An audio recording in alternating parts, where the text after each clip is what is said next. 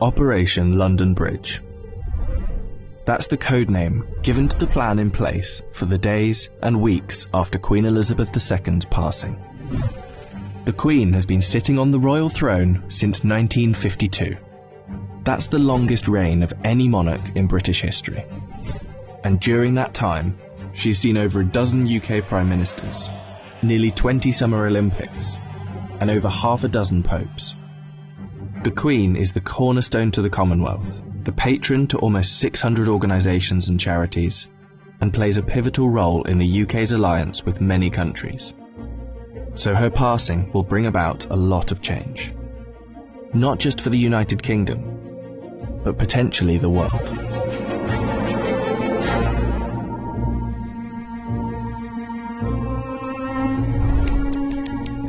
Her private secretary, the Right Honourable Edward Young, will immediately pass a message on to the acting Prime Minister at the time. That message will likely read, "London Bridge is down." The Prime Minister will then set Operation London Bridge into action. Within minutes, the 15 governments outside of the UK where the Queen is head of state will be informed over a secure line. And that will be followed by the other 36 Commonwealth nations and leaders around the world. The gates of Buckingham Palace will then dawn a black-edged notice of the news. At the same time, a newsflash will alert media around the world. Every media outlet is prepared for the news. Every radio station has a network of lights that will flash to indicate a national catastrophe such as this. All BBC shows will stop and proceed to run a feed dedicated to the news. Newsreaders will change into the black suits and clothing that is on hand at all times in the news studio, and the traditional red BBC News branding will turn black. Newspapers, TV channels and radio stations have days of coverage ready to go. On the same day as her death, the Queen's eldest son, Charles, will immediately become king, and it's reported that the stock exchange, businesses and shops across the UK will likely close for the day out of respect. The day after the Queen's death, on a live stream, Charles will make his first official speech as king, and the government will swear its allegiance to the sound of a 41-gun salute in Hyde Park, London. After that, King Charles, if this is the name he so chooses, will set off on a UK tour, visiting the leaders of government in the capitals of each country, Edinburgh, Belfast and Cardiff, before returning to London. During this period, TV channels will play the many documentaries already made in the Queen's honour, and the BBC will refrain from playing comedy shows as a sign of respect until after the funeral. 4 days after her death, the Queen's coffin will be led on a military procession from Buckingham Palace to Westminster Hall.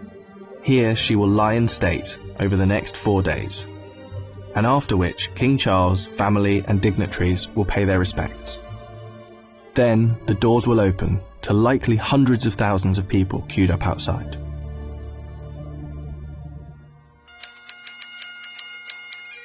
The funeral is estimated to take place 10 to 12 days after the Queen's passing. But one thing is certain: the day of the funeral will be an official bank holiday for the whole of the United Kingdom. The stock exchange will close for a second time in under 2 weeks, and many businesses will follow suit. At 11 a.m. sharp, the bells of Big Ben will chime, the country will fall silent, and the coffin will be brought inside Westminster Abbey, where 2,000 specially invited guests will bow their heads in prayer. After the service, the coffin will be taken to Windsor Castle, and then finally to St George's Chapel, where Queen Elizabeth II will likely be laid to rest next to her father, King George VI. Likely within a year after the funeral, an official coronation for King Charles will take place on yet another bank holiday.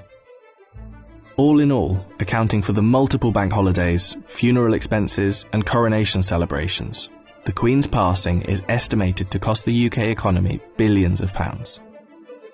In addition, hundreds of changes will happen across the UK in the months to come. New British currency will be printed with the King's portrait, and the Queen's currency will slowly be removed from use. The same will happen for stamps, passports, and police and military uniforms, and the national anthem will be changed to God Save the King. Not to mention how the world and Commonwealth will react to the new king could alter the British royal family forever. For example, there is growing support in Australia for the country to become a republic, and the Queen's death could heighten that support.